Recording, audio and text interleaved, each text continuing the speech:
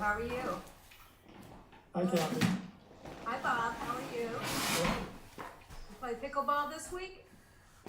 No, I'm gonna, hopefully tomorrow if it's not raining. Okay, good. Yeah, I had a little operation in my finger. It turned out to be, they told me I'd be back in no time, but it was a little bit longer than I expected. Oh, that's too bad. Yeah. They take some little thing out and it makes things, and before you know it, you got these bandages all around your hand and you can't move for days. Oh dear. But we're doing fine now. Hi. I think we have, is it Kiana? Yes, it is. Hi, Kiana. Nice to meet you. Nice to meet you as well. Well, Kiana. Beth is joining. How you doing? Good. Hello. How are you? Good. Nice to meet you. I just realized, hey, Bob, good to see you. Not on the Hi. pickleball court. How are you? Good. Kiana, I'm learning we need to play pickleball. That's what I'm learning. I guess we do. It's amazing. Fastest growing sport. All right. All right, we have.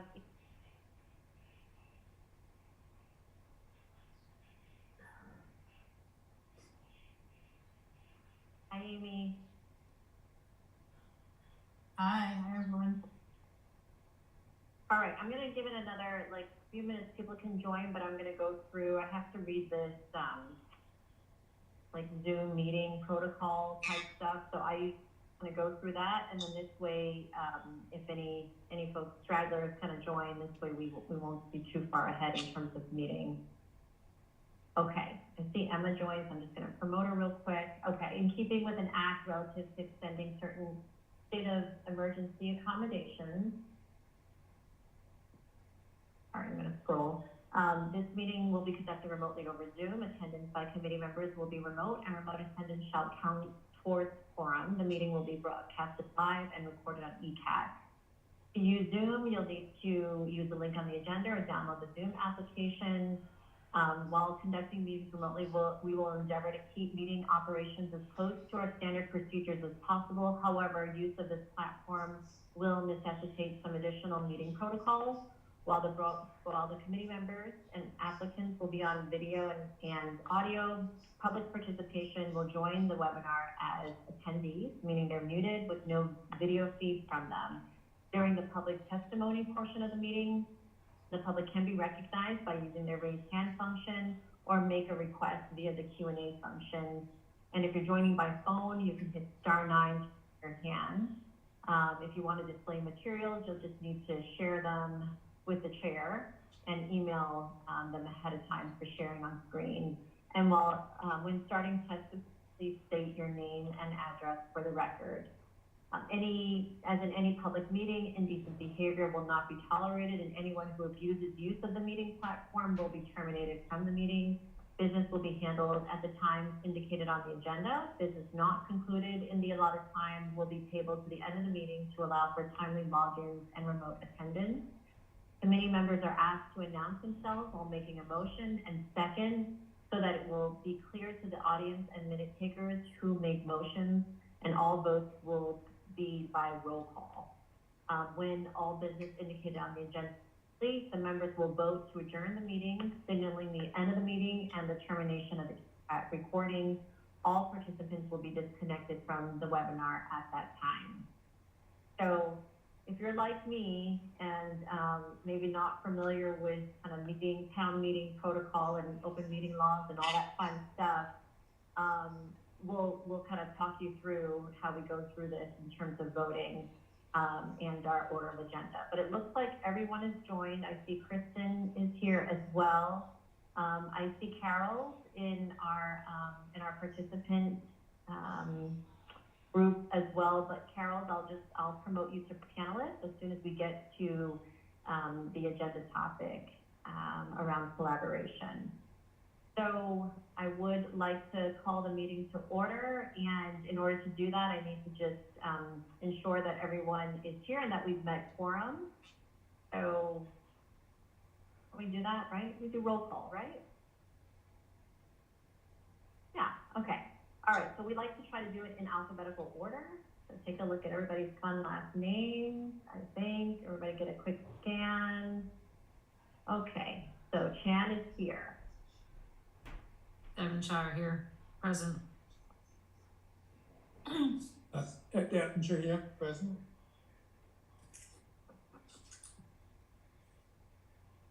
I think I need Kiana next. Kiana Emmons here, present. Sorry. Foster here. No problem. Amy Gershman here. Emma Gershman here. Kristen Haig here. Thank you, awesome. Can you believe the last person in our alphabet is H?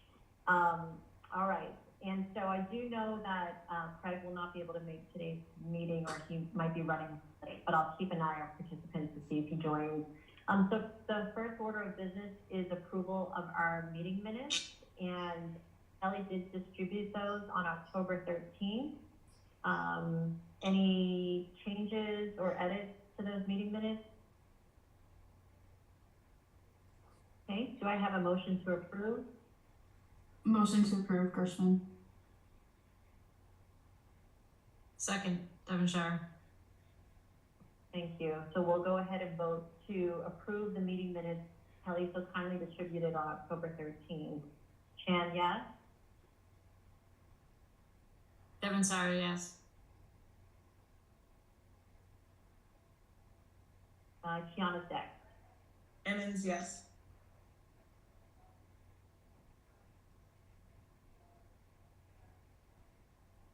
You want me to, you don't want me to vote on this where I wasn't at the meeting, right? No, you can vote. Go ahead. All right, Ettinger, yes. Foster, yes. Gershman, yes. Gershman, yes. And Haig, yes. Okay, thank you. We have approval from minutes over from our October meeting. Okay, excellent. So you'll see we have some new faces. And I definitely wanted to give an opportunity for our two new committee members to introduce themselves. They are both signed on for 3-year terms. Thank you. So that'll take you to 2026. So maybe I'll start off with Kiana. Do you want to go ahead and give a quick intro to the team?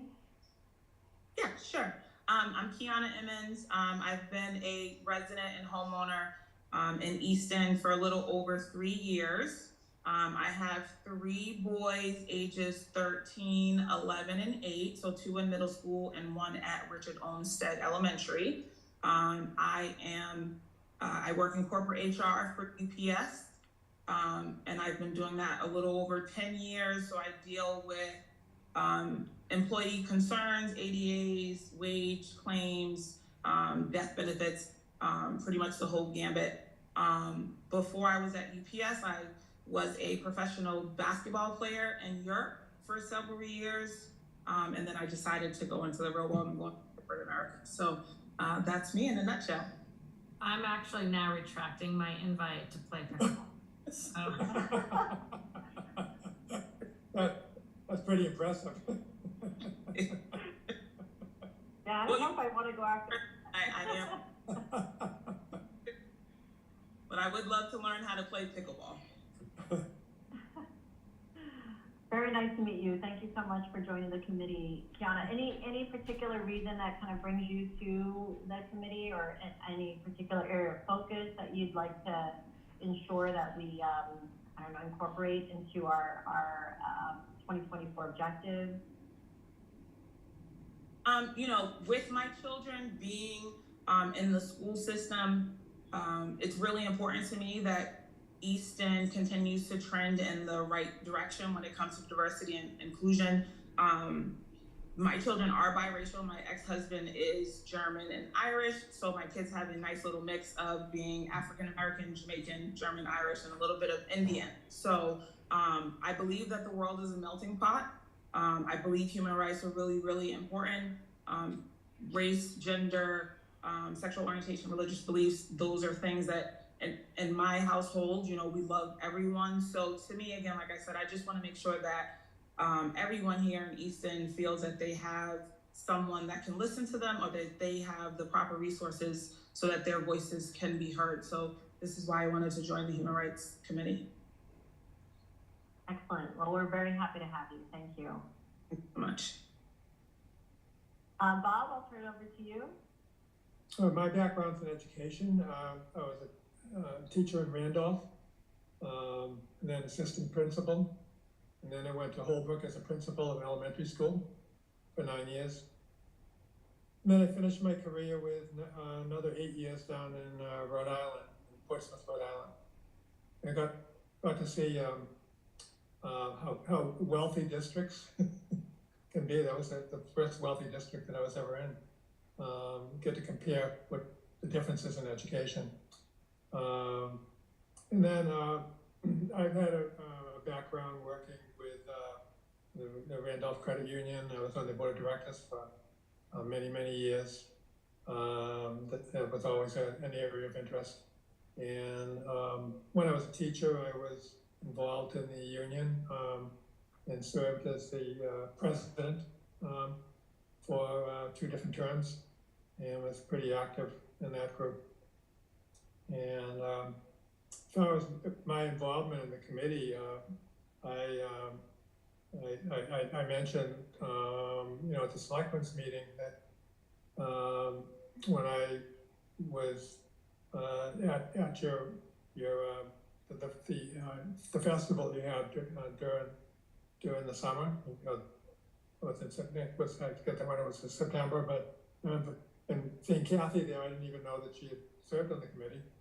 And my wife and I were really impressed with what we had seen, and I remember when I was leaving there saying, well, that might be something I'd be interested in getting involved in, because when we see what's going on in the country today and we turn the news on, there's a lot of disheartening incidents that we see reported all the time, and so something we all have to work on. And here in Easton, we're fortunate we live in a really nice community, but one, of course, that like any community, we need to promote the equal rights for all. Thank you so much, Bob. I can't even tell you how I'm excited to have you both join, and really looking forward to your support and your membership. So, I feel like it's, as we have new members, great time to kind of reiterate expectations of our Human Rights Committee membership. We completely understand that, various priorities come up, but what we really like to try to commit to is not missing any more than, we kind of expect like monthly attendance at our meetings, but understand that things do, of the priorities definitely kind of take us away from the Human Rights Committee, and understand that. But if you are missing more than 3 meetings in a year, we ask that you probably reconsider your membership. So something to kind of keep in mind.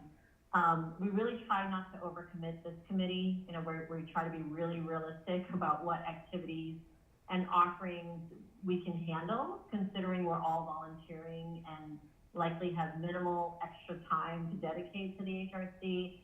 So our unwritten goal is that we try to host an event or an education session or participate in some sort of a town activity on behalf of the HRC on a quarterly basis. And I did share the 2022 annual report. We've definitely participated more than 4 events throughout the year by and other partnerships and collaboration opportunities with other groups, which we'll be speaking about in a little bit. But at the very least, we try and aim for that quarterly goal. So just want to put that out there. We're really able to accomplish those goals and what we kind of put forward in our committee's charge by really active participation by our members. So, joining meetings and participating in monthly discussions, from my standpoint, that's really just table stakes, right? That's what we should be doing at the very least of it.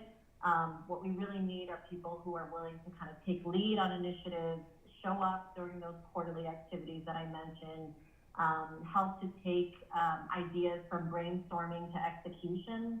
We're really fortunate to have a good amount of community interest in the committee. We were thankful actually when we had these 2 openings that we had 4 applicants come through for the 2 open spots, which actually works out quite well because Jen and Tebby has reached out and asked to step down from the committee. So we do have a position open now as well. So if you know someone who meets the criteria that I just shared, please ask them to submit their application through the town website.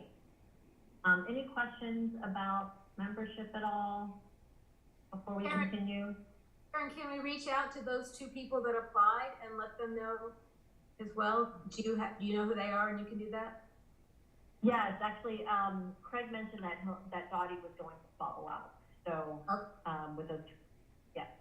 And I think other applications coming in as well. So who knew? We're the popular committee in town, guys. Look what we've done. Good stuff. Okay, awesome. So we do have the next topic on our agenda is HRC collaboration, and wanted to start off with Carol Perez. So Carol, I'm going to promote you to panelist. Just give me 1 second. Carol is our new Director of Diversity, Equity, Inclusion, and Accessibility.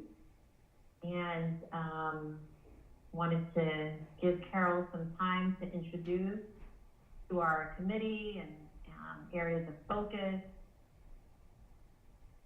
Hi, Carol, how are you? Hello, everyone. How are you? Hello. Great, thanks for joining us. Thank you for having me. You were my first collective group that was on the calendar when I got hired. So, and we're already in November, so time is really flying by. But I appreciate the invitation and the opportunity to introduce myself to you all. Perfect. Yeah, so please go right ahead. Go ahead and let us know what your interests are, your background, and what your focus areas are going to be for Easton. Sure. If you hear her, my daughter just got home from swimming and is loud and a 2-year-old. So I have a 2-year-old. So my name is Carol Perez, and I feel like I need to share the celebrity moment that I'm currently going through, because I went to school with Miss Emmons' 2 younger sisters.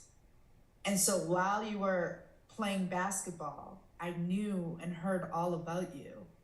And I just texted one of your sisters and I was like, does your sister live in Easton? But then you said that you were a basketball player, and I was like, there's only one. So just for transparency's sake. But my name is Carol Perez, and I am the DEIA director for Easton Public Schools. But before that, I went to school in Hingham as a part of the MECO program. And so, and that is where I went to school with Miss Emmons' sisters. But also, right after I went, so 1st grade through 12th grade, and for those that don't know what the MECO program is it's a desegregation program. So it takes students from the city of Boston or Springfield and allows the students to go to school in predominantly white spaces or districts that opt or volunteer to be a part of that. So I was placed in Hingham, and I did that through high school, and then I went to Suffolk undergrad, and from there I went to Suffolk Law School because I thought I always knew I wanted to be a lawyer. I always knew I wanted to be an advocate, and in my time before then, I thought I wanted to be a prosecutor, but this is why internships are valuable. I saw so many young faces going through the court system, and I believed that my advocacy was needed before they got there. So I turned to education, and actually right after law school, I was able to go back to Hingham as their MECA director. So I did that for 4 years, and then I was in my most previous job, I was the MECO director and DEI director, which is 2 full-time jobs in one, very, very hefty. And then I moved from there to Easton, where I continued to advocate for marginalized communities and, put the lens of equity in every part of our students and our staff's day. Thank you. That's quite a background, and I have not heard of that program, and I'm guessing maybe Easton is not part of it. Is that correct? Correct. Got it. Well, excellent. Thank you. I know the town's really excited to have you, and we really tried not to bombard you on day one, but we've been dying to meet you. So I'm so glad that Michelle was able to coordinate that. So thank you. So, in just on topic, because there was a communication that went out last night by Dr. Cabral to the parents of students in the Easton Public Schools. I did forward that to the committee this evening, but if you haven't had a chance to read it, Carol, do you want to maybe just quickly kind of summarize Dr. Cabral's message and her what she was trying to convey around some of the incidents that she's been hearing about in the schools? Sure. So I started in Easton August 14th, and then 2 weeks after we started school. And since the start of school, we have seen an increase in either biased language or hate speech. And so we wanted to just make our families and our students aware of what is happening, but also provide resources to make sure that families can continue the conversations that we have started to have within our schools at home as well. We understand that this is a partnership between the community and the school.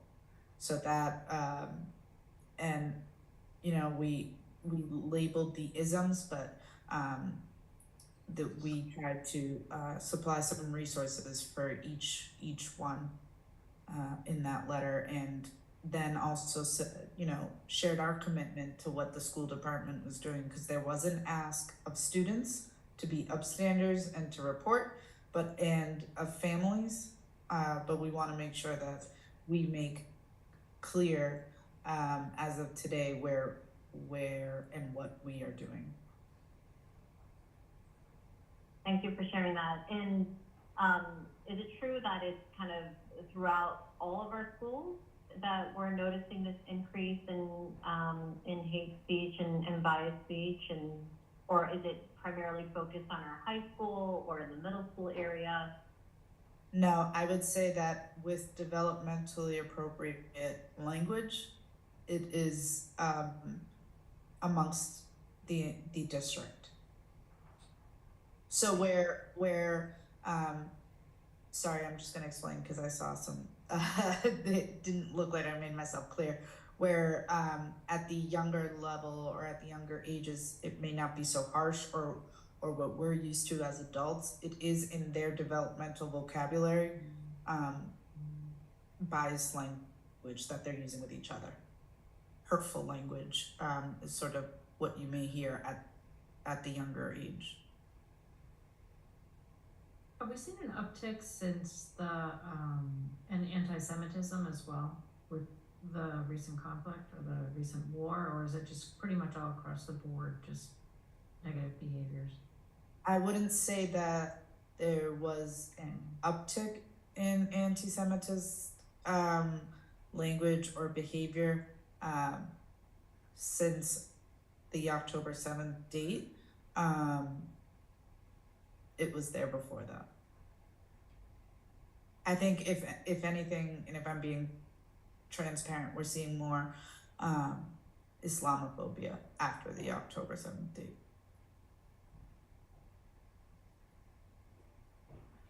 And so we've been talking about opportunities.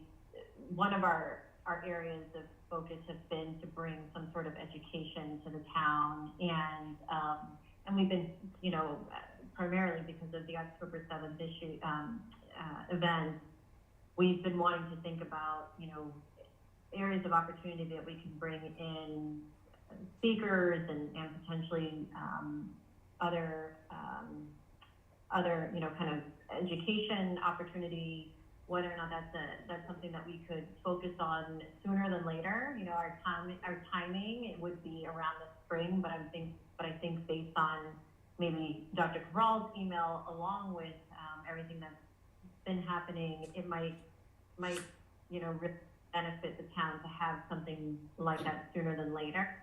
I also know that in the past, the Easton Public Schools have done kind of different types of community learning opportunities, and a series, I believe, that they kind of took part in over the last few years. One of the things that I saw that we kind of talked about at our last meeting was a follow-up to see if any of training was being planned community-wide. So I know there's obviously training for our teachers and training for that's happening at the student level, but is there anything else that's planned for the community that you know about at all? Yeah, not necessarily a training, but we are starting up our DEIA community meetings that started sort of around the spring last year, is my understanding. So our first meeting is November 28th at BA at 4 o'clock, I think, or 4:30. And that is sort of an introduction meeting, and to share with the community sort of what we've been doing in the department and where we would like to go. As you may or may not know, we are also doing a strategic plan this year for the next 5 years. So I came on board at the tail end of the current strategic plan. And so right now, today was our first meeting, sort of looking and planning into the next 5 years. Carol, do you have a flyer or some more information about the November 28th meeting? I do, and I thought I sent it. I used whatever listserv for the Superintendent Advisory Committee. I sent it to that group, so if you have a representative there, but I can email Ms. Chan the flyer. Yeah, and I have it as well, so I can get that circulated. Oh, okay. I did just, it's on November 28th at 4:30, and I know, Beth, you plan to attend, right? Yeah, I was on it last year, so I think it's continuing. And I had reached out to Dr. Cabral just in general, saying, once I got the email last night, and I think we talk about this a lot, about there's things that occur in the classroom, but people go home. So it's helpful for us to actually know what's happening in the classroom, what's happening in the schools, so we can complement those efforts in the community. So I think that that's one of those pieces. Even I know Dr. Cabral, her email to me mentioned community norms. So what does that mean in this context? So I'm happy to work with folks on that as well. So the meeting is open to the entire public? Are you encouraging the community? So we have an ally list that I can send that out to. If you can, Karen, if you forward me the flyer, I can do that. Okay, that sounds good. Carol, it's Craig Barger from the Select Board. Welcome to Easton. I'm sorry that I missed the beginning of the meeting, fighting traffic coming out of Boston.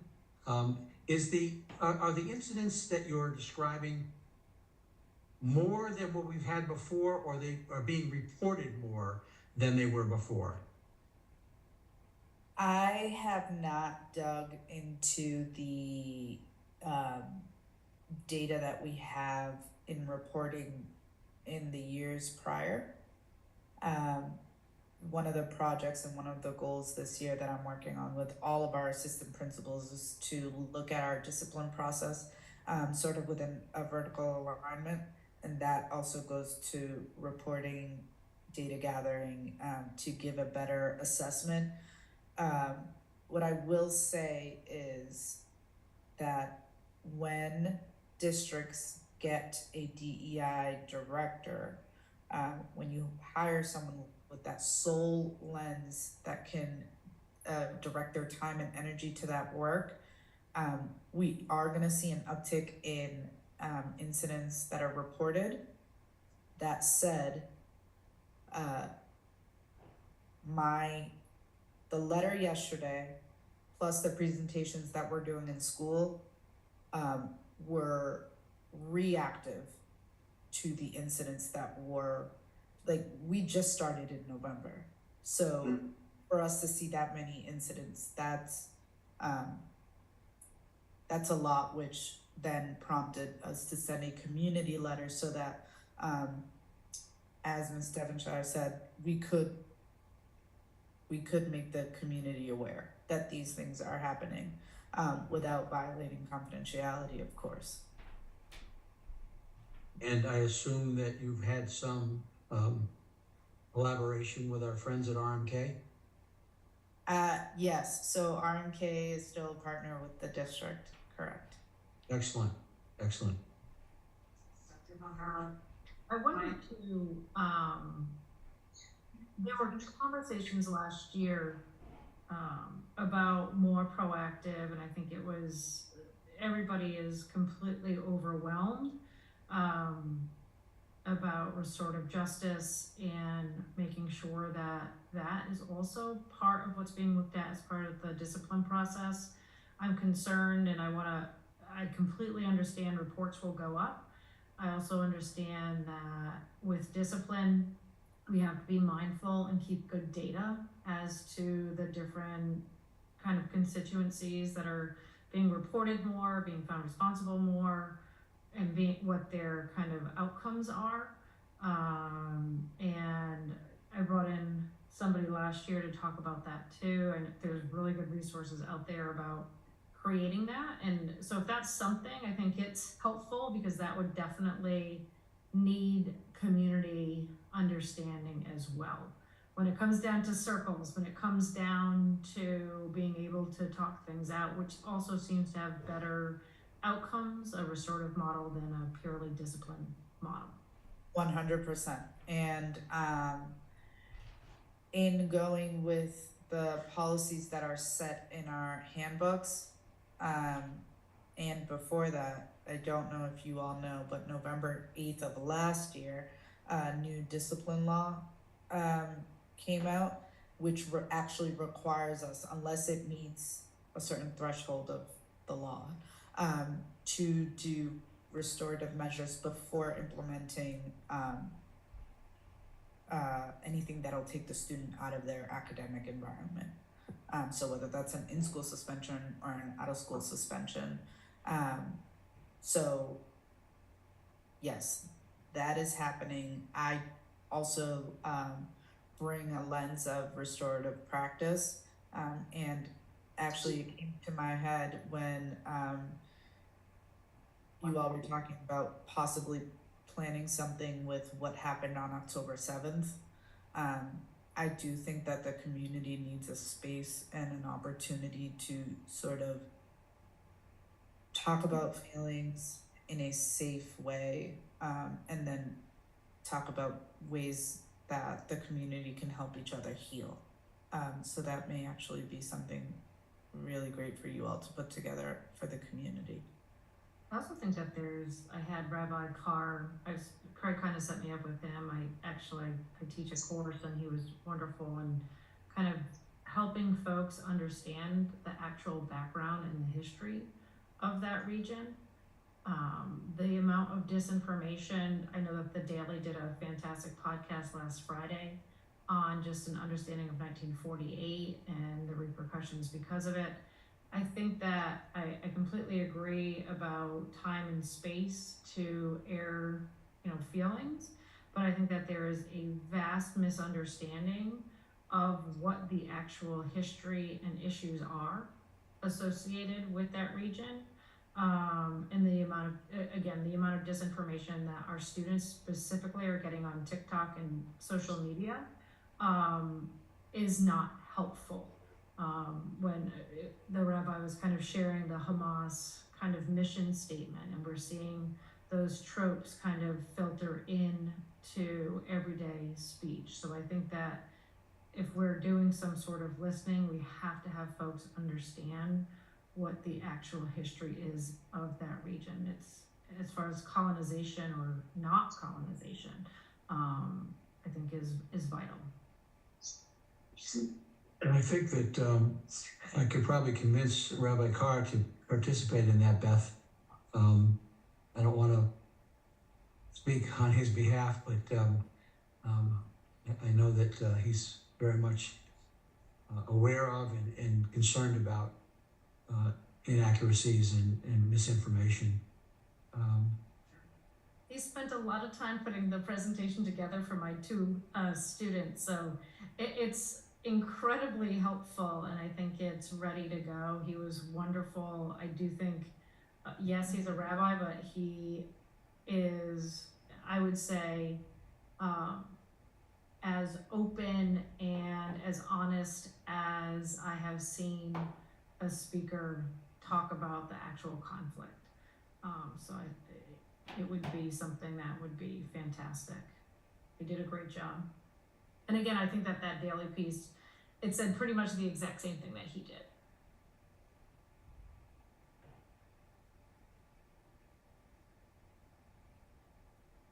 So, before we move on to kind of planning for that, a potential listening session or speaker event, I'm just wondering, Carol, was there anything else you wanted to kind of share with the group, or anything else that, you know, you think about from a partnership opportunity going forward?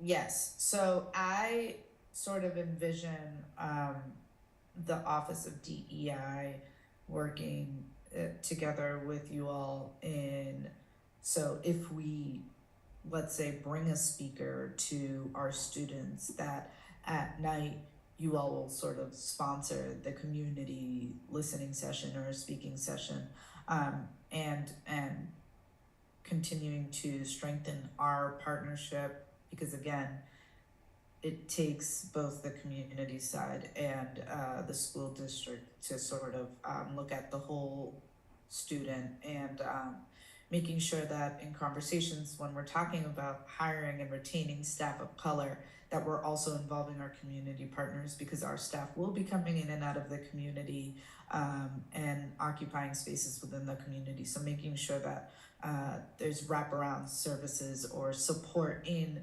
the DEI lens in regards to that.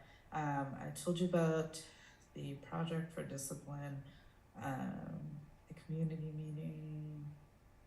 There's many things going on that I think I'm also doing my entry plan this year.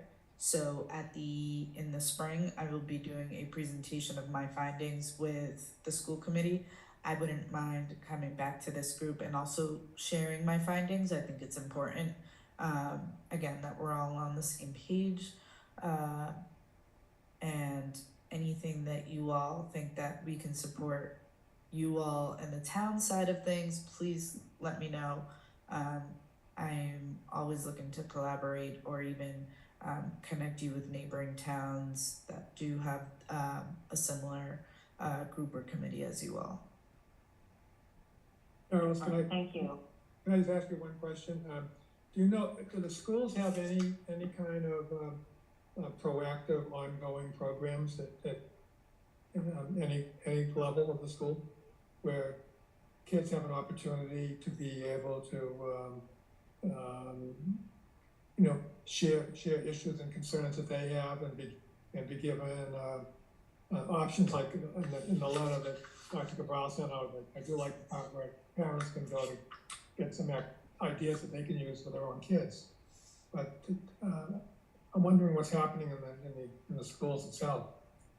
Yes, so at the elementary level, proactively, we embed, so even actually our new reading, program for for our little ones, comes embedded with equity. Our work with, in our partnership with the RMK will bring, that proactive, that diverse lens into our students, and they're also exposed to Black and brown adults, the college interns that come in and do the work.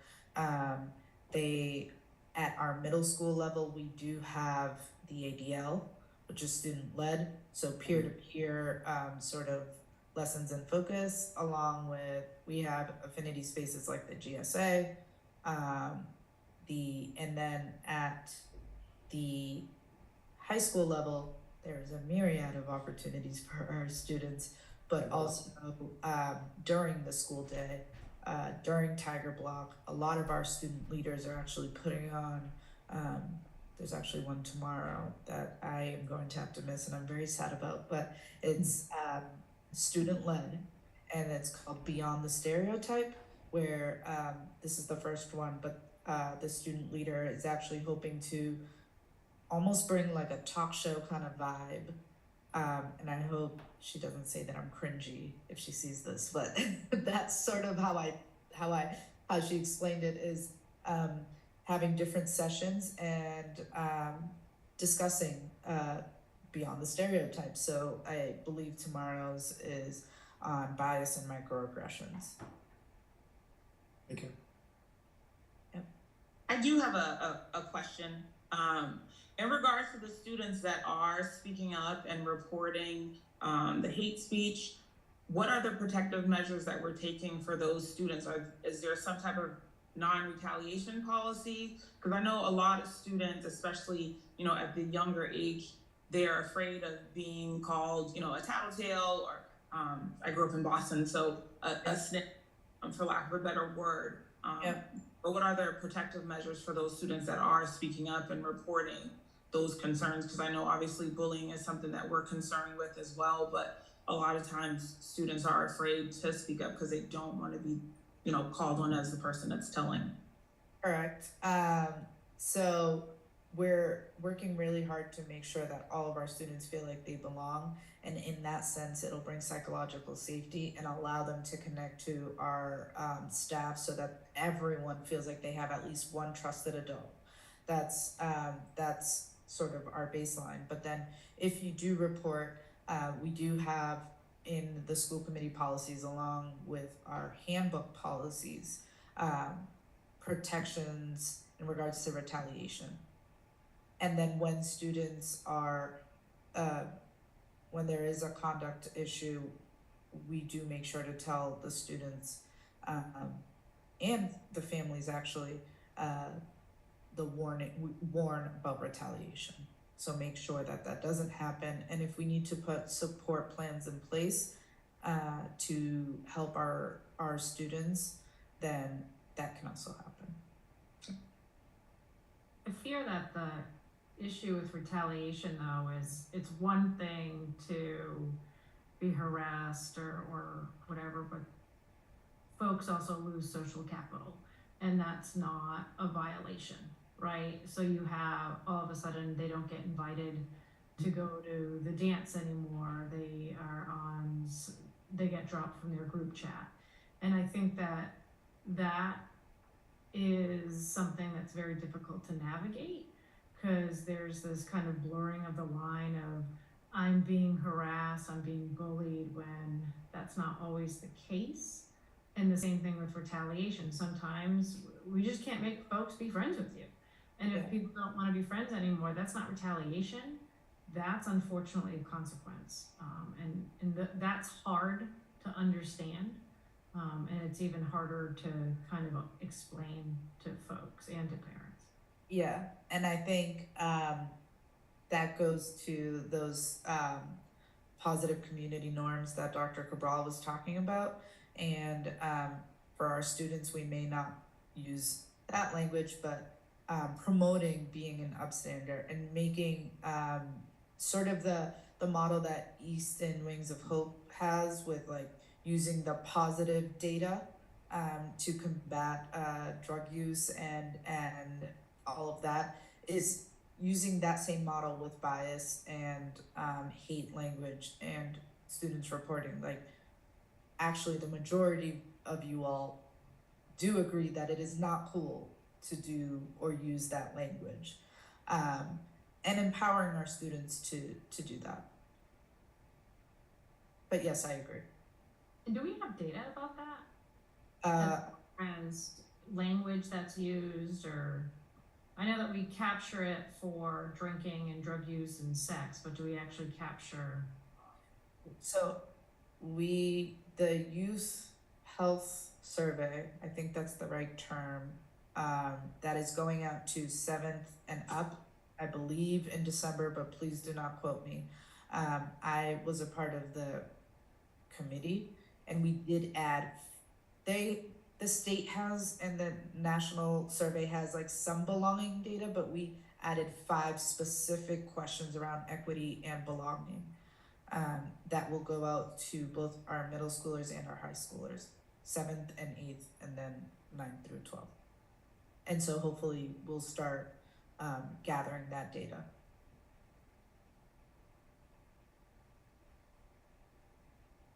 And that is, or is that like questions are, I spend time with others who don't identify in the same way I do.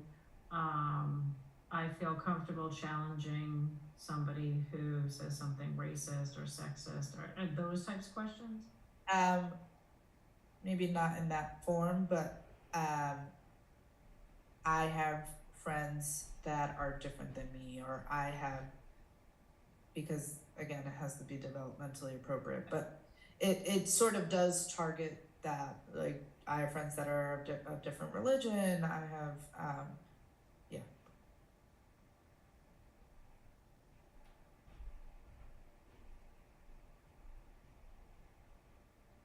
Okay, well, you know, I think I'll just share that one of our biggest challenges when this committee was first put together, and has been an ongoing challenge for us, is the lack of reporting of incidents. You know, we've been relying on maybe what we hear, just through our own, you know, network or different connections that we have, whether it's through our children in schools or, you know, various other connections that we have throughout the town.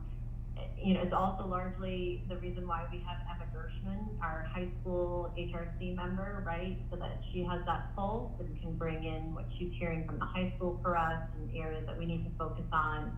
I think at the end of the day, although there's an uptick in reportable events, and maybe that's because, you know, we have done this training and kids are aware of the process, it's certainly a concern. And I'm glad we have efforts underway to begin to address, and I'm thankful the town's committed to investing in your role, and we're really looking forward to working with you, Carol, and I anticipate this is the beginning of many discussions going forward. So I want to kind of not hog up all your time for the night. I do recognize that your 2-year-old is probably looking for dinner at this point. So thank you for your opportunity here to introduce yourself to us, and you know, we certainly will have representation at the meeting on the 28th, and you know, we'll be, I'm sure, in contact many more times in between then. So you mentioned that your findings from, what is the time frame for when you anticipate getting that together? And then I'll make sure I invite you to the corresponding monthly meeting. Do you have a meeting in May? Do you have a meeting every month? Every month, yeah. Should be around the April. Sorry? Except August, sorry. Yeah. Okay. I have to report to school committee first, so I would say any meeting in May. Okay, I'll just tag you for May, and if Yeah. sooner or later. Okay, excellent. Any more questions for Carol? No, but I just want to say thank you. I'm so glad you're here, and Easton's lucky to have you, and I'm excited to partner moving forward. I echo Amy's sentiment. Easton is very fortunate to have someone with the confidence that you're bringing to our school system. And we look forward to working with you. Thank you. Absolutely, welcome. Thank you, Carol. Thank you. And anyone that went to school with my sisters, definitely can handle it. Welcome. Appreciate that. Thank you, Carol. And you're welcome to stay and listen in if you'd like. We have a full agenda today, so we're just gonna keep plugging through. As much as I would like to, daylight savings and bedtime has been a terror the last couple of days. So I'm not gonna do that. Have a good night. Yeah. Thank you. So for that training event, I think that we have our holiday activity coming up in December. So I'm not sure about the feasibility of bringing something together before then, although, if we do host something on Zoom and maybe not have it in person, except, I don't know what people's thoughts are on that. Is there benefit in being in person? Do we think that having it over a webinar is an appropriate format? Any thoughts? I personally like interpersonal direct rather than on Zoom. I think it's more effective to do it in person than to do it on Zoom, but I will defer to the rest of the group. Are you thinking of a training or a listening session or some other format? Do you have No. in mind? Yeah, I think based on what Beth was sharing around her contact, it sounds more like a listening session, right? It sounds more like an opportunity to kind of maybe debust myths or bust, I don't know how we say that, but figure out what information we can share to kind of clarify any misunderstandings. I do think with a session like that, though, we'll really want to think about kind of speakers from multiple sides. I just want to make sure that everybody feels represented and who we put forward to the community. So, as we think about who we want to try and tap for an interaction like that, I think it's great to have the rabbi that Beth you've had the interaction with, but if we could also possibly get another speaker as well who could try to kind of balance out any ensure that we have proper representation. I think that would be important. So I don't know if anybody has contact, and then we can kind of think about availability once we hone in on who and what we want to pursue. But it sounds like it's more of a listening session based on what Beth described. Beth, do you think that the rabbi you worked with, do you think they have a counterpart that could co-present? I guess I'm trying to search as to who that might be, right? When you say a counterpoint, I'm sorry, Beth, That- what are you talking about, Amy, a counterpoint? Well, Karen was saying represent both sides. And I guess that's my concern, or maybe there's some opportunity for me here too, because it's hard to understand the both sides argument of what history is and what that kind of understanding is. History is history. Invasions and wars and who takes things over. I will say when I met with the rabbi, we had the ability to ask questions about certain arguments that were being raised as far as colonialism, or from the river to the sea, or if I'm getting that correct, and kind of some of the arguments that are being made, and he was able to speak to those. So but I hear you as to who else, I just don't know who that might be. And I don't know, Craig, you know that rabbi pretty well. I'm trying to think of the organization that we have in town with all the different religious leaders, and I'm not quite sure of who could speak to it. That's the interfaith? Yeah. Active as the. There are a number of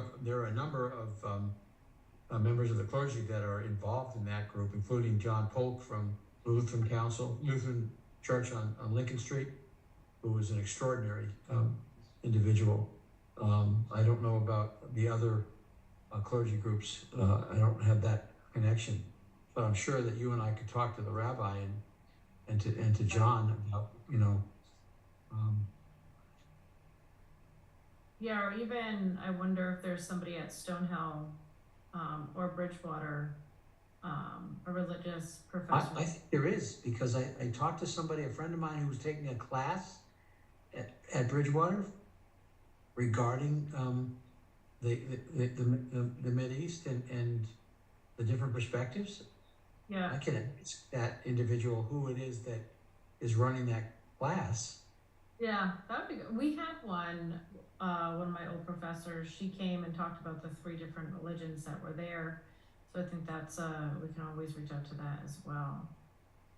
Maybe a starting place is to either Craig or Beth or both talk to the rabbi and say, if we're putting together a listening session that we want to be the community to feel like it's balanced, that, that I understand your comment about history, Beth, but just so that people want to hear and feel like there's a number of different people participating. There's not just, Right. That's a good point, yeah.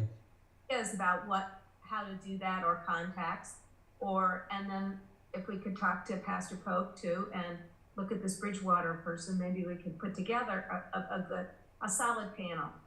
I think it might take us a little while to put this together. I don't see this happening immediately.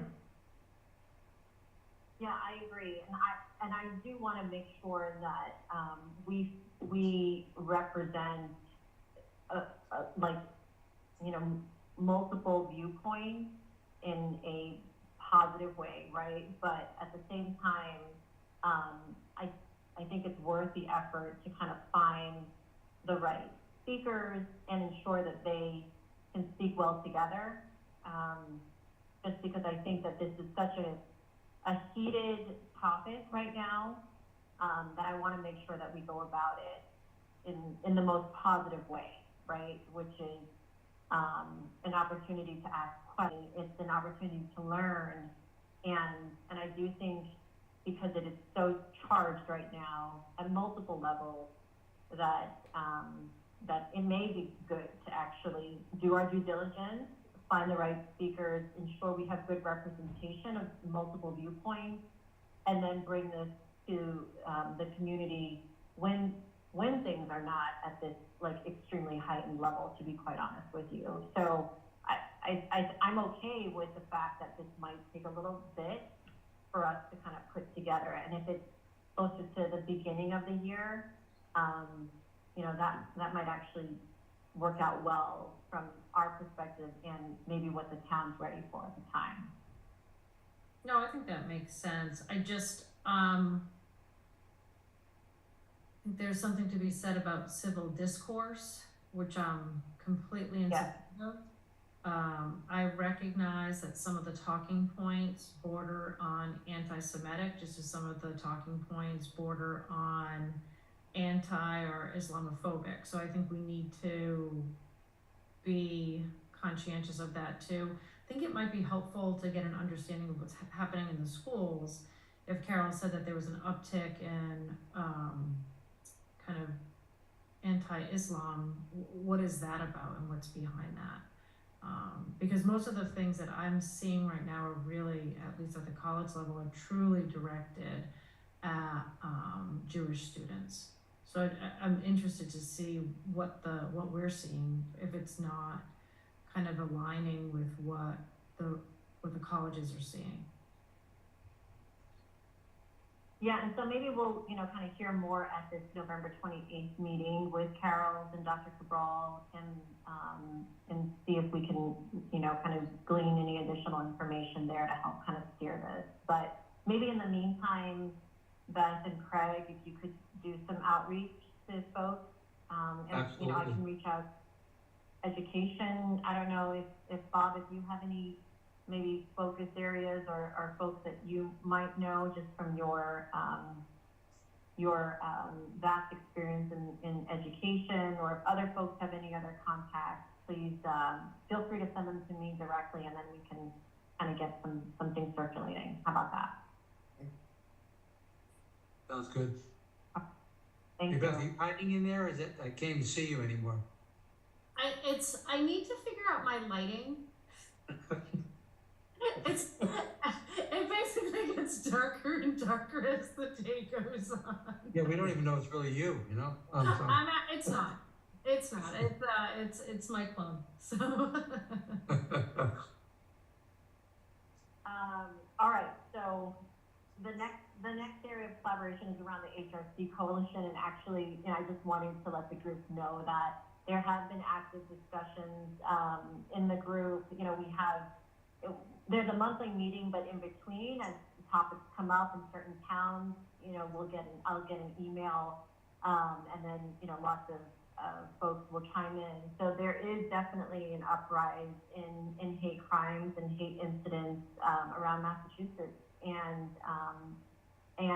each town is kind of handling things a bit differently depending upon the incident, and kind of figuring out how they want to proceed, but certainly noticing there's been swastikas spray painted in certain towns. There have been kind of propaganda pamphlets being thrown around in areas, and anti-Semitic, Islamophobic.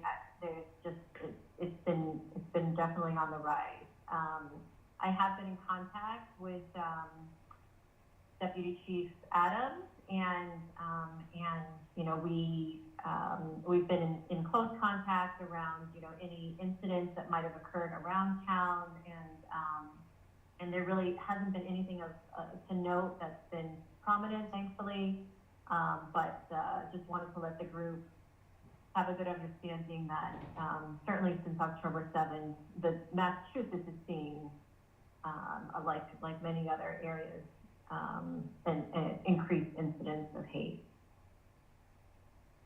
Other than that, I don't know, Beth, was there anything to bring up for the superintendent's committee? We had a speaker who came in, and she's going over some of the data that we have, and it's more about understanding what positive community norms are, and ways in which we can kind of spin our data in a positive way. So I think next week she finishes, so but it's just been pretty general at this point. And I think that's what Carol's had alluded to too, about the positive community norm. So instead of saying, 30% of people drink, it's, hey, everybody, 70% of you abstain from alcohol. So kind of flipping that script and ways to get that out there. Interesting. I'm gonna try that actually in all of my interactions with you guys going forward. See if I notice something different there. Karen, can I ask a follow-up question to the Mass HRC? Is there anything that other towns are doing that we could, leverage or play off of? Have you heard any good ideas or things that we could bring to Easton? Yeah, I'm always looking out for ideas, Amy, because I feel like that's really going to be our source, right? And there's such a great participation in the coalition. I mean, across, I think almost every town has some sort of representation at some point, and they're all in kind of different maturity. Like Hingham, for example, I know we talked about Hingham earlier. Their HRC seems very mature. They've had one in place for many years, and they do a lot with their community. Same for other towns as well. In this particular case, I feel like I haven't heard of anything in particular in terms of a response to these issues. they're just at the point of reporting, I think, at this stage. But certainly we'll be keeping my ear out, and we'll share anything that I learn from the group for sure.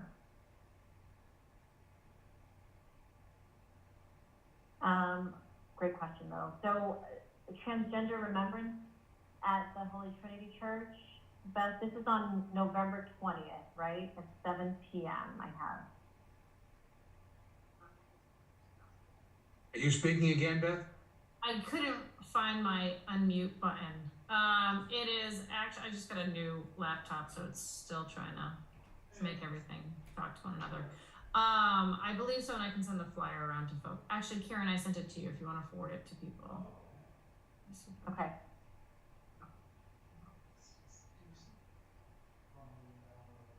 You didn't answer my question, Beth. Are you speaking again, Beth? Oh, I thought you meant like actually trying to unmute myself for this call. No, I don't believe I'm speaking at the event. Oh, okay. Are we expected to have a speaker at the event, Beth? I think you need to talk to John Polk and find out. I don't know what his expectations are. A number of us from the select board will be there as well. Yeah, so last year Beth and I attended. Beth did she did address the group and did a great job with that. It looks like it's going to be on November 20th at 7 p.m. So I don't know if folks are interested or available to attend. So this is the Transgender Remembrance Day that the Holy Trinity Church hosts. Pastor Polk has been a great partner to us over the years in terms of collaboration and opportunities for us to work together. So it's a nice event. They have various speakers come forward and share stories and experiences. I know that the high school has representation there as well. I think that they're, the last time I know that they had a kind of a table set up around to have information and available for folks. And then afterwards, they host like an opportunity for folks to kind of get to know each other and a little social hour afterwards. So I will circulate, and I definitely think that we want to make sure we have HRC representation. So if you are able to attend, maybe just let me know so that this way we can make sure we at least have some representation there in person. Yeah, I'm looking at his past email, and it just says, I'll be in touch in early November with specific ideas and requests. Would you be a sponsor of the event and allowing us to name as such? So that was the only email. There was nothing about speaking or anything else. So, and just getting the word out. Okay, perfect. Yeah, and I think, you know, when Pastor Polk talks about sponsorship, he's not asking for money, I don't think. He's asking for just increased opportunity to help market the event, which we have done in the past with sharing with our ally list. And Kathy, I'll share that with you so we can get that out. That'd be great. Okay, thank you. In terms of upcoming events, so the holiday event, so this one's interesting because we had talked about maybe doing some sort of sing-along, you know, an opportunity to kind of sing different songs of different celebrations from various, you know, making sure that we kind of have representation of Christmas and Hanukkah and any other celebration around that time. But Jen and Pevi was going to be able to kind of help lead those festivities. She still has offered to help to do that, even though she's not going to be a committee member anymore. But she won't be able to dedicate too much time to it, meaning that on the day of, she would likely only be able to physically be there for about, you know, a little less than an hour. So, you know, I'm trying to kind of balance that with what we want to make sure we do at this event. In the past, just to kind of give Tiana and Bob a little bit of a background, we've had interactive art exhibits kind of opportunities with the town. We have done, we march in the parade that they have. We, actually, we did Be the Light. Amy, what else did we do there? Did we do the envelope project? No, that was something else. That was at I think RT, that's right? the only big project we've done there. We may have had a booth from time, like once or twice. Sometimes they set up at Oak Sands Hall, and like we may have had a table or booth. Yeah, I think that's it. And I think this year it's a 2-day event. I think it's so 3 days, Karen.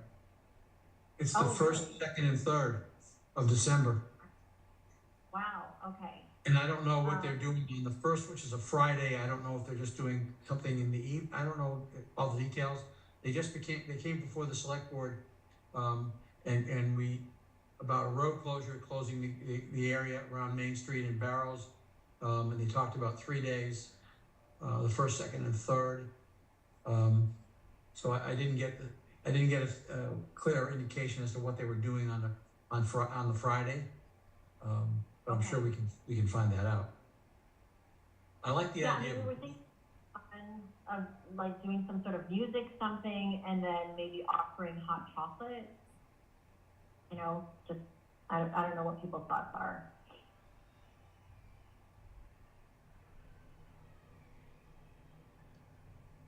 Being a non-political person, I'm not any help, but I think it's a great idea. And would you want to go more than an hour anyway? I mean, if Jen is willing to come and sort of lead the group, it would be really nice to capitalize on that, I think.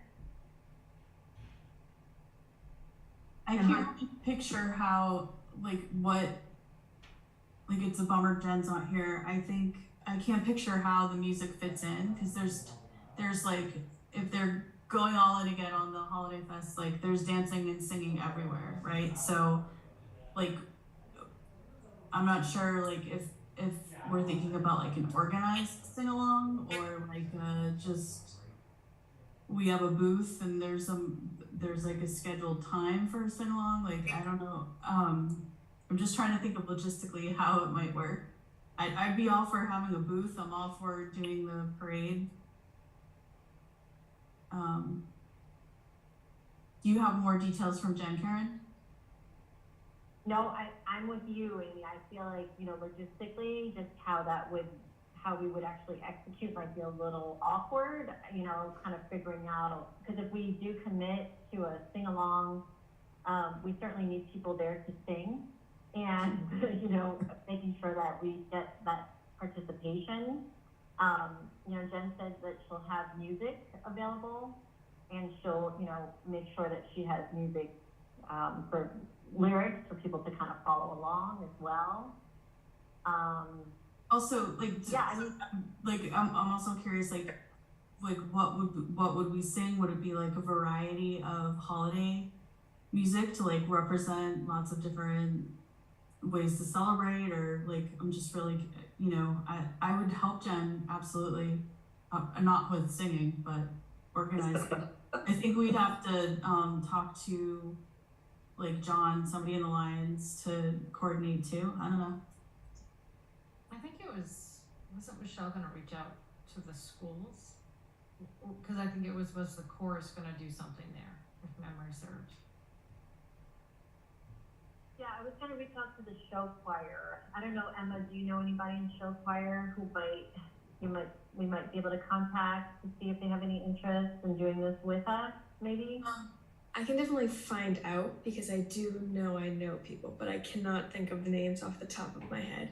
I was thinking the same thing, to propose another idea that's still physical, but not that much, because I cannot commit to singing. You don't want to hear me sing.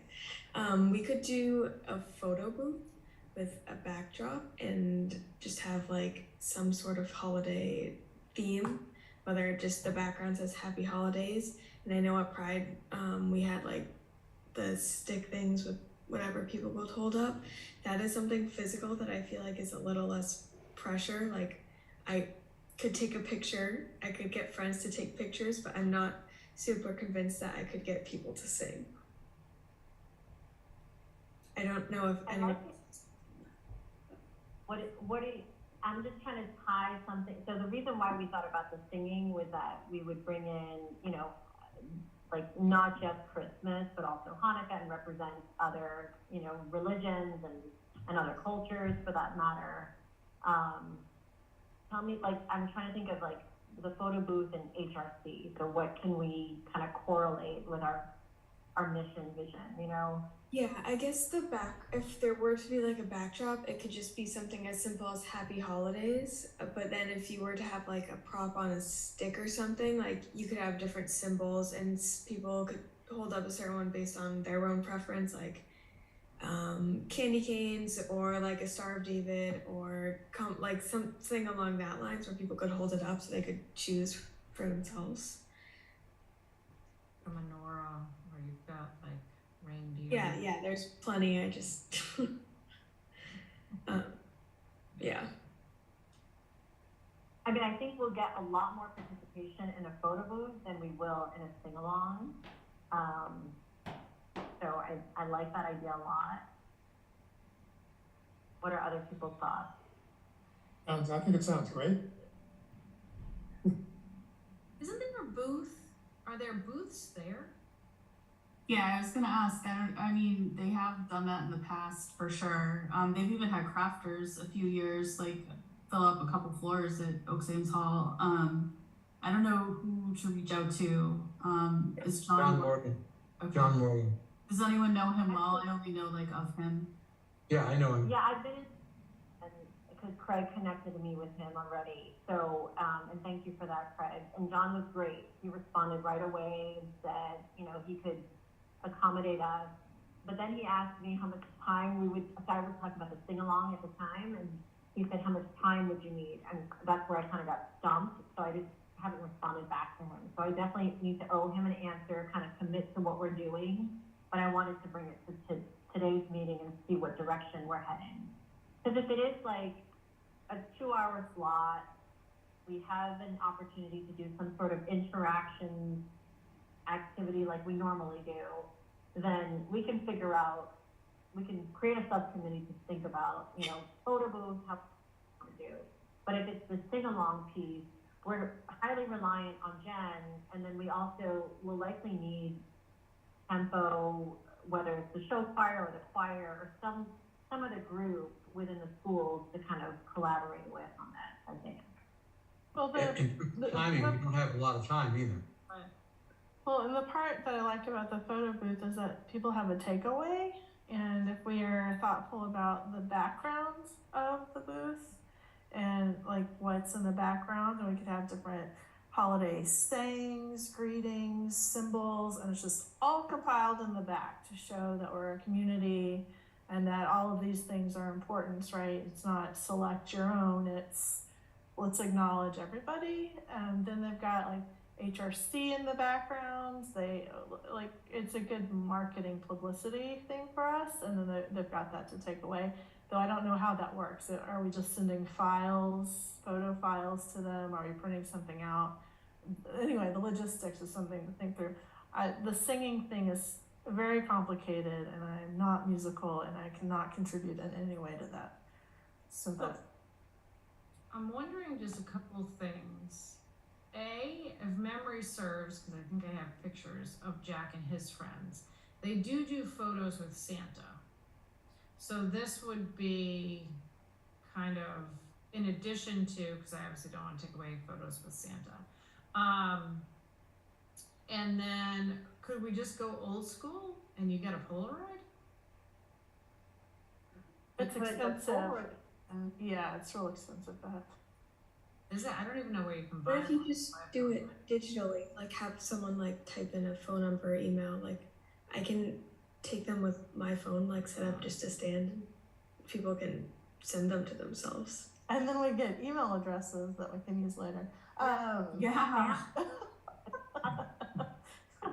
All of a sudden our ally list balloons. I feel like sorry, go on. Go. Thanks.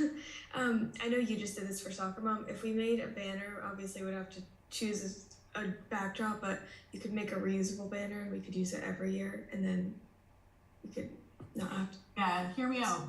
What if we got an HRC photo booth backdrop? I don't think that would be an unwise investment since we basically have like a table and a bag ready to go. Kathy and I can pull that stuff together in like half an hour now.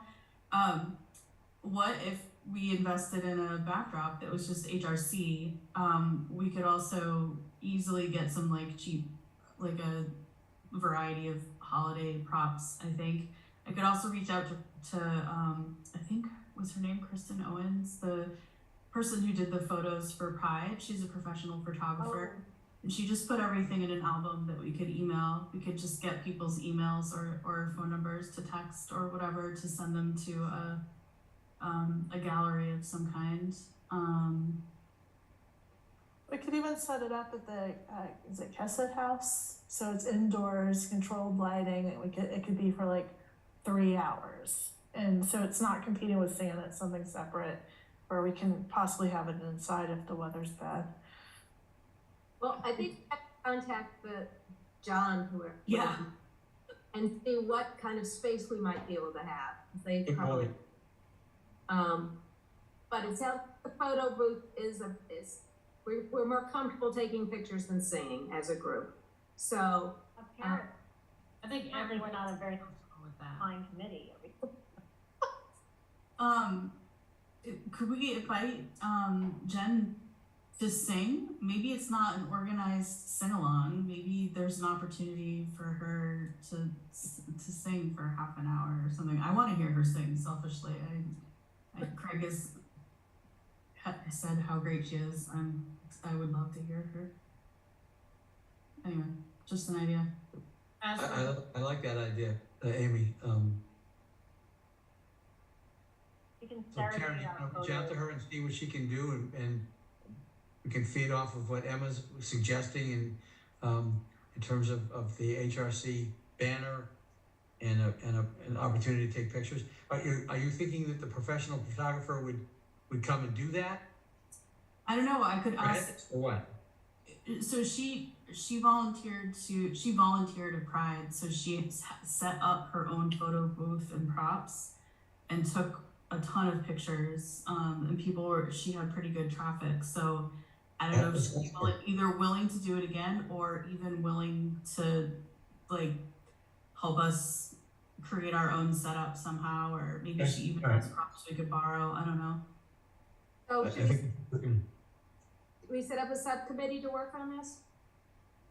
Yeah, I think we need a subcommittee, and then we need approval from the committee to utilize funds for a backdrop, prop, and maybe, if the person from Pride, Amy, has a fee, that we would be able to pay that fee as well. If that's the direction we go, that's the direction we go, but at least this way it's approved, because we're not gonna have another meeting before then. Right, we don't have much time to get this pulled off together either. Yeah, well, we've done a lot in less time, so I feel like we can do this.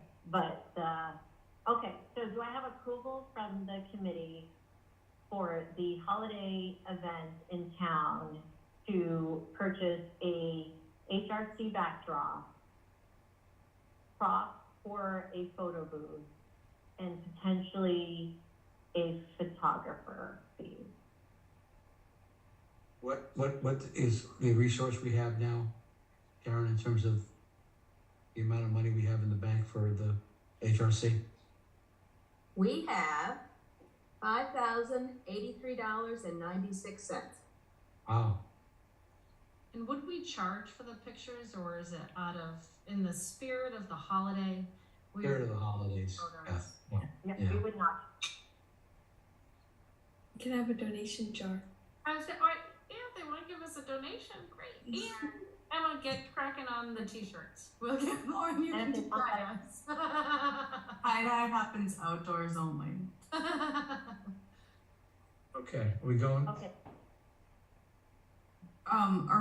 If we're gonna email, oh, sorry, yeah, I move that we approve that. Second. Barger? I'll second it. I'm all in. And yes, Devonshire, yes. Emmons, yes. Andrew, yes. Foster, yes. Gershman, yes. Gershman, yes. Hey, yes. All right, thank you. So we need a subcommittee. It sounds like I have, Kristen, Kathy, and Amy, and Emma. Oh, Emma. Are we also gonna commit to marching in the parade? Yeah, I think that one we could probably still pull off. What are folks' thoughts on that? When does the parade start? I don't even know the details of that. Well, I suppose we could talk to John and get all those details, Karen. Okay, I'll get the details, I'll send them out to the group. Okay. And we can coordinate via email if, we end up moving forward with that. Okay, sounds good? Sounds great. Okay, we have we already talked about education, so it's the treasure update. Which I already gave. We have $5,083 and, what did I say? 96 cents. Wow. Kathy, minus my expenses, which I just put in. Oh, you did? Okay. How much was it? I copied you. I literally just sent it right before the meeting because I knew I was kind of negligent, so I copied you on it. Okay, okay. Okay, thank you. Website update, I don't think we have anything. The last website update we did was, our response to the October 7th, event. Nothing else, right, Amy? Yeah, no, I haven't done anything else, but I would like to propose that we add a link or a download to the letter that Leisha sent. And then we could also put, what else did I say? Do we want to promote Transgender Day of Remembrance while I'm updating or anything else? Oh, yeah, that would be great, actually. And then send a flyer. Maybe the DEIA meeting as well, November 28th. Yeah, that's what I was thinking. Yeah. Okay. And I'll send those two out to the ally list, Okay. later this week. Yeah, Karen, if you have any of those emails too, maybe there's like context or a copy to go along with it. If you send me the flyer and any email like announcements that you got. Okay, I can do that. I'll do that right after this meeting so I don't forget. I just sent you the email, Okay. Mr. Pope, but I don't have everything else. Okay, thanks. Okay. It doesn't look like we have any public participation. Our next meeting is scheduled for Tuesday, December 5th. And I think that's it. This one ran a little long, but we had a lot of really good content, and I'm very excited about our new membership. Again, we do have one opening, so. You have two of them, actually, don't we? No, we have one, right? Well, Dan's opening. Stan's opening, but then Michelle, the school committee is going to have to come up with a. Yes, I actually did not discuss that, but yes, Michelle is not going to be part of the school committee anymore, and so therefore there will be that opening as well. But that one I think is going to take a little while to fill. But we have one opening that it's applied for at this point. And there were two additional people when Bob and Kiana were appointed. There were two other people who had shown interest. So I'm going to reach out to the two of them to find out if they're still interested, because we have to go through the process of them applying and then being interviewed again at the select board, whatever appropriate select board meeting, to choose one of the two or more if other people apply. Are we still gonna have a school committee liaison, or is it any person can apply for that open No, No, it has to be, it'll be a school committee appointment, and I don't know who they appoint at this point. It's so new, I don't know, it's kind of, so. Karen, one more, yes, it wasn't on the agenda about Pride. Can I share an update? absolutely.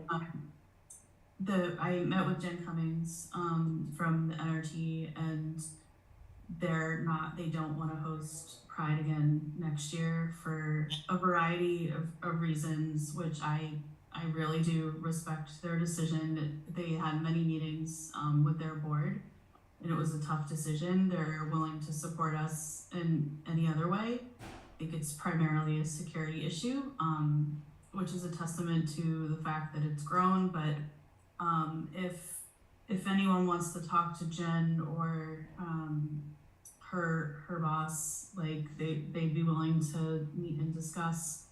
So we're gonna have to figure out what we want to do going forward for the space. I'm hoping the town will we're gonna reach out to Connor and maybe see if there's some options for town spaces that we could use, which I think would be great.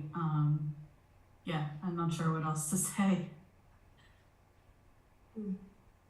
I must say I'm disappointed, but I wasn't part of the conversation, so I don't know the specifics of their decision.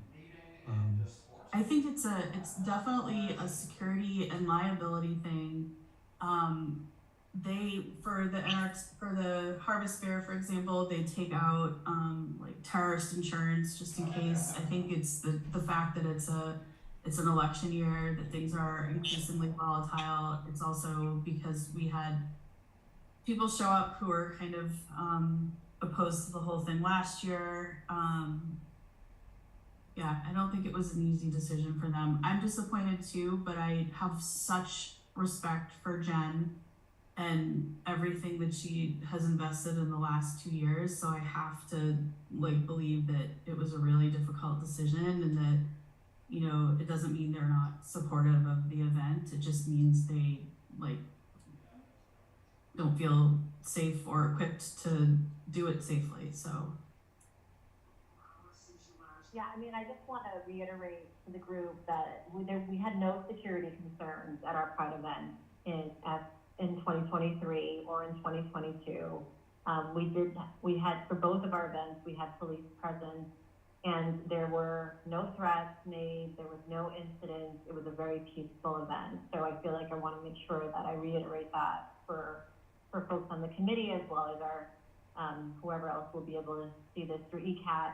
And I agree with you, Amy. I'm very thankful for what NRT has been able to do for us over the past 2 years, particularly the year that we first had our event, where they didn't even charge us any fees for hosting it there.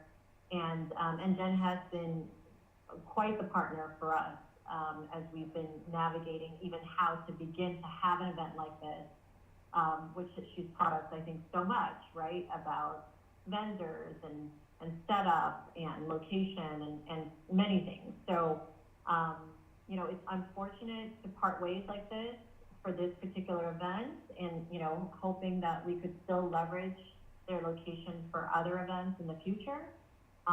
But, you know, we live in a town that has lots of other great locations. And we'll be looking forward to working with the town to help secure a location for us that will see fit, because we do plan to have a June 2024 Pride event. So, Amy, I think the person to reach out to would be Sean Dugan, who's the new assistant town administrator. Connor is so wrapped up in the new project that is the new police, fire, and DPW complex. So I think we ought to reach out to Sean to start off with. sounds good. I'll be helpful. Okay. I'll try to be as helpful as possible, Amy. Of course, you always are, Craig. Thank you. Thank you. all right, team. Excellent meeting tonight. Thank you for your participation and engagement. Do I have, I have a motion to adjourn? Before we do that, can I just welcome Bob and Kiana? It's very exciting to have two new faces and voices. And we really appreciate your willing to step up and volunteer. And I thank you for doing that. Thank you. Thank you. Yeah, excited to get to know you both better. Awesome. Looking forward to that as well. I'm gonna personally, Google Kiana as soon as we get off the meeting. I already did. She piqued everybody's interest when she talked basketball. Right away, the select board they perked right up. Not just I'll move any to basketball. adjourn. Also,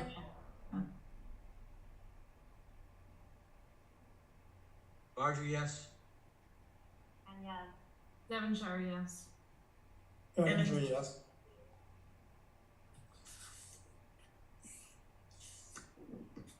Yes. Gershman, yes. And also just for the new folks, we always mess this up. So it takes a while to get the order right every single meeting. Okay, anyway, Gershman, yes. Gershman, yes. Hey, yes. thank you, everyone. Have a great night. Good Thank you. night. Yeah. Good night.